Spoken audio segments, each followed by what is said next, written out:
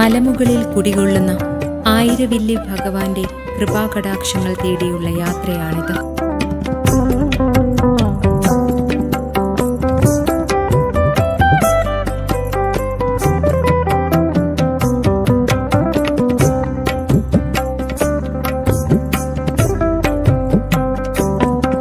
കൊല്ലം ജില്ലയിലെ ആയൂരിന്റെ സമീപ പ്രദേശങ്ങളിലൊന്നായ ചെറിയ വെളിനല്ലൂർ പ്രകൃതിരമണീയമായ സൗഭാഗ്യഭൂമികളിലൊന്നാണ്.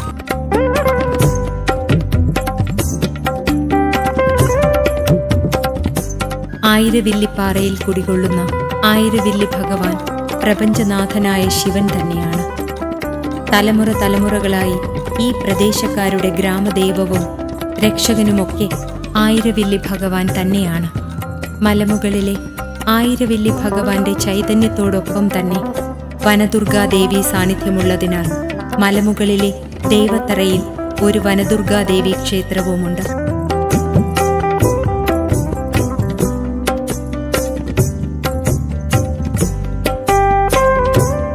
മലമുകളിൽ നിൽക്കുമ്പോൾ താഴെ പച്ച വിരിച്ച ചെറിയ വെളിനല്ലൂരിന്റെ ഗ്രാമക്കാഴ്ചകൾ ചന്തമുള്ളതാകുന്നു. നിത്യമായ ഗ്രാമചൈതന്യങ്ങളുടെ കേദാരഭൂമി കൂടിയായ ചെറിയ വെളിനല്ലൂർ മൃദുലവും സൗമ്യവുമായി ഓരോ തീർത്ഥാടകനെയും അടരുവാൻ വയ്യാത്ത വിധം ഒരാത്മീയ സ്നേഹത്തിന്റെ തടവിലാക്കുന്നു എന്നതാണ് സത്യം.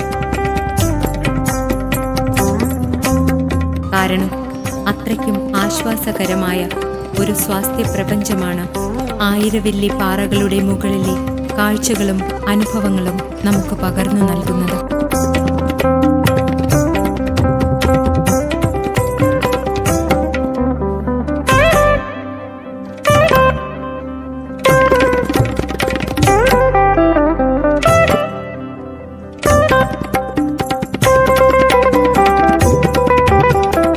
ഇവിടെ മനുഷ്യൻ അധിവസിച്ച കാലം മുതൽക്കേ തന്നെ ആയിരവില്ലി ഭഗവാനെ മലദൈവമായി ആരാധിച്ചു വരുന്നു എന്നാണ് സങ്കല്പം.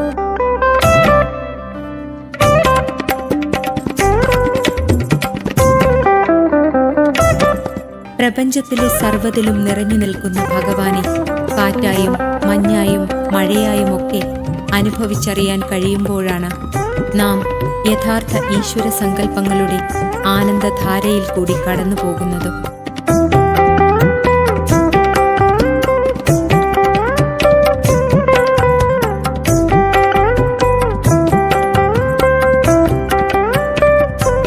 ആയിരക്കണക്കിന് വർഷങ്ങൾക്ക് മുമ്പ് തന്നെ മലമുകളിലെ ദേവത്തറയിൽ വിളക്കുകൊളുത്തി പൂജിച്ചിരുന്നുവെന്നുള്ള വിശ്വാസങ്ങളുടെ കെടാത്ത തിരുനാളം തന്നെയാണ് കാലാന്തരത്തിൽ ചെറിയ വെളിനല്ലൂരിന് മലമുകളിലെ ആയിരവില്ലി ഭഗവാനെ പ്രതിഷ്ഠിച്ച് ആരാധിക്കാൻ ഗ്രാമവാസികൾ ദേശത്ത് ഒരു ക്ഷേത്രം പണിതതും.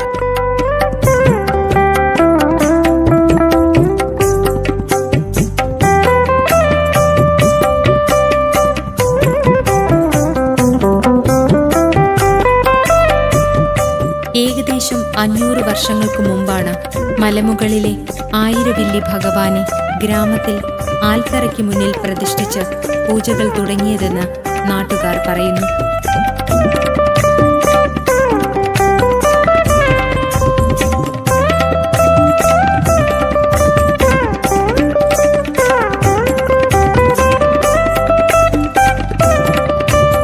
ക്ഷേത്രചരിത്രം തുടങ്ങുന്നത് അർക്കന്നൂർ മഠത്തിലെ ബ്രാഹ്മണ ശ്രേഷ്ഠന്മാരിൽ നിന്നാണ്.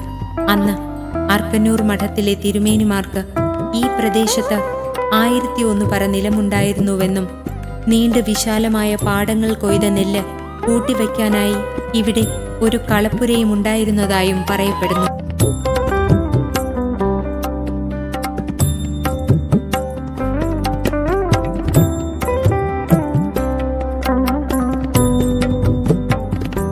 വിത്ത് വിതയ്ക്കുമ്പോഴും കൊയ്യുമ്പോഴും നെല്ല് വിളയുമ്പോഴുമൊക്കെ കളപ്പുരയ്ക്ക് മുന്നിലുള്ള ആൽത്തറയ്ക്ക് മുന്നിൽ ആയിരവില്ലി ഭഗവാനെ സങ്കൽപ്പിച്ച് വിളക്കുകൊളുത്തി നമ്പൂതിരിമാർ പൂജ ചെയ്യാറുണ്ടായിരുന്നു.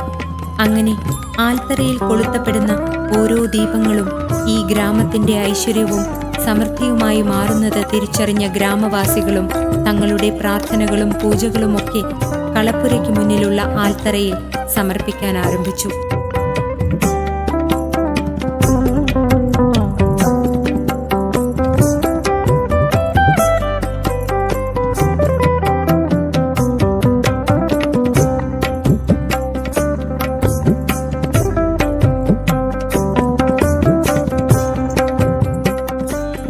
നിത്യപൂജകളില്ലാതെ വിശേഷാൽ ദിവസങ്ങളിൽ മാത്രം പൂജ നടത്തുന്ന ഒരു ചെറിയ ക്ഷേത്രമായിരുന്നു ആയിരവില്ലി മഹാദേവ ക്ഷേത്രം.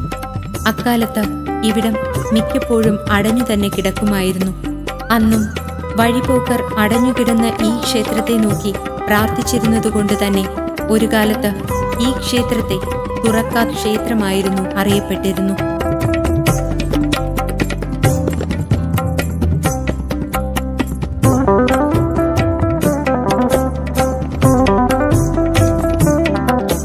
ഒരിക്കൽ ഈ പ്രദേശത്തെ ഹൈന്ദവരെല്ലാം ചേർന്ന് ഒരു സമാജം രൂപീകരിക്കുകയും ആയിരവില്ലി ഭഗവാനെ ഈ ദേശക്കാരുടെ ആരാധനാമൂർത്തിയാക്കുവാനും നിത്യപൂജകൾ ഭഗവാന് മുന്നിൽ സമർപ്പിക്കാനും ഒരു ക്ഷേത്രം അനിവാര്യമാണെന്ന കാര്യം നമ്പൂതിരിമാരെ അറിയിക്കുകയും അർക്കന്നൂർ തിരുമേനിമാർ നാട്ടുകാരുടെ ആവശ്യം സന്തോഷത്തോടെ സ്വീകരിക്കുകയും നാട്ടുകാർക്കായി ക്ഷേത്രം വിട്ടുകൊടുക്കുകയും ചെയ്തു.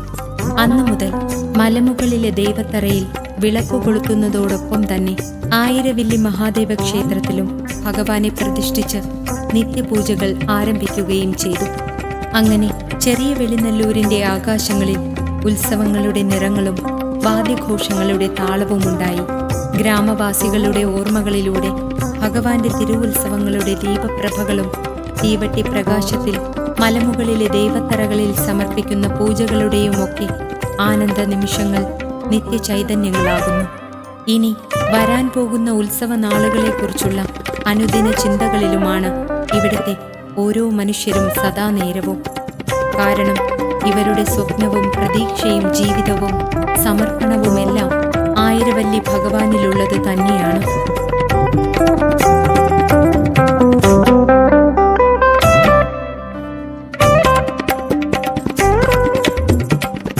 ഗ്രാമക്കാഴ്ചകൾ പോലെ തന്നെ ചെറുതും സൗമ്യവുമായതാണ് ക്ഷേത്രക്കാഴ്ചകളും.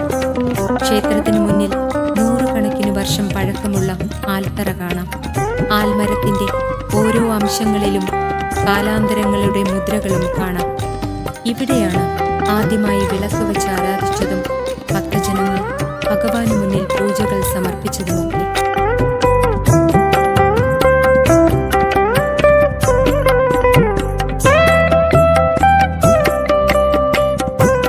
പ്രധാന ശ്രീകോവിലിന് മുന്നിൽ ചെറിയ നമസ്കാര മണ്ഡപത്തിന് മുന്നിൽ ഭഗവാനെ നോക്കി നന്ദിദേവനുണ്ട്.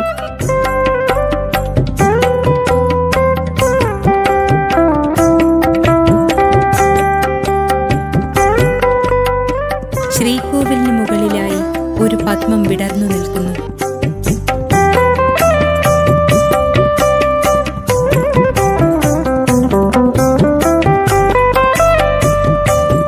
ഗണപതി, അയ്യപ്പൻ, ദുർഗാദേവി, നാഗദൈവങ്ങൾ, മറുത, മാടൻ എന്നീ ഉപദൈവങ്ങളെയും ആയിരവില്ലി ഭഗവാനോടൊപ്പം ഭക്തജനങ്ങൾ ആരാധിച്ചു പോരുന്നു.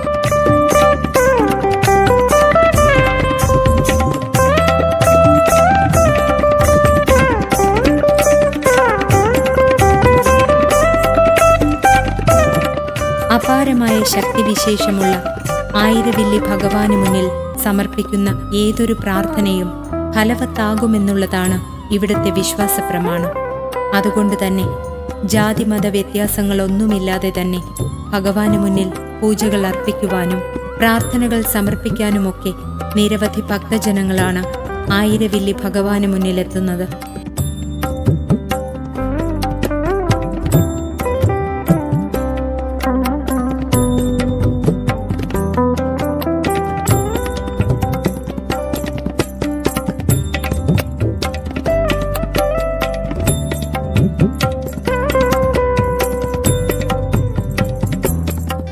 ആയിരം വില്ലേന്തി നിൽക്കുന്ന ഭഗവാന്റെ രൂപത്തെയാണ് ആയിരവില്ലി എന്ന് വിളിക്കപ്പെടുന്നതെന്ന് വിശ്വസിക്കപ്പെടുന്നു. ഭക്തജനങ്ങളെ സർവയാതനകളിൽ നിന്നും രക്ഷിക്കാനുള്ള കാവലാളായാണ് ഭഗവാന്റെ രൂപം നിലകൊള്ളുന്നത്.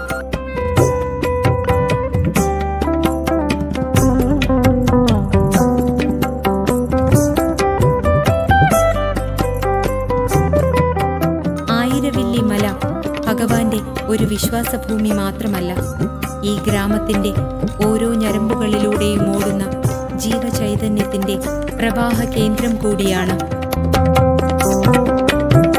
മലയുടെ ചുറ്റിനുമായി സമീപ പ്രദേശങ്ങളുടെ ദൃശ്യഭൂപടങ്ങളിലൂടെ മനസ്സിന് ഒരു യാത്ര ചെയ്യാം.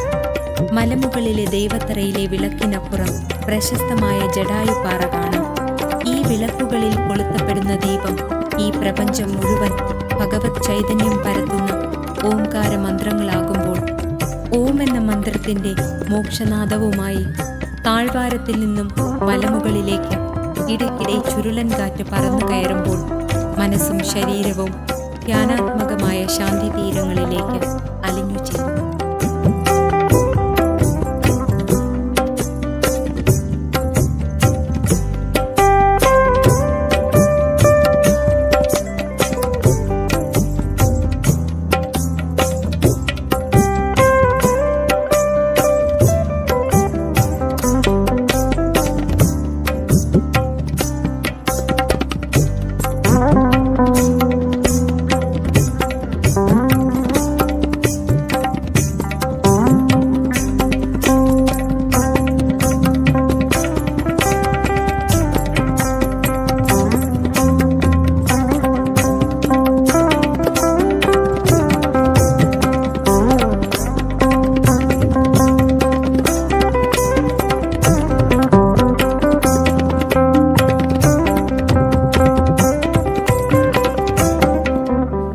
ആത്മതലങ്ങളിൽ ആയിരവില്ലി ഭഗവാൻ നിറയുമ്പോൾ പുണ്യദർശന സൗഭാഗ്യം കിട്ടിയ ഭക്തജനങ്ങൾ ദൈവചൈതന്യങ്ങളുടെ ആനന്ദാമൃത വർഷങ്ങളിലേക്ക് യാത്ര തുടങ്ങി.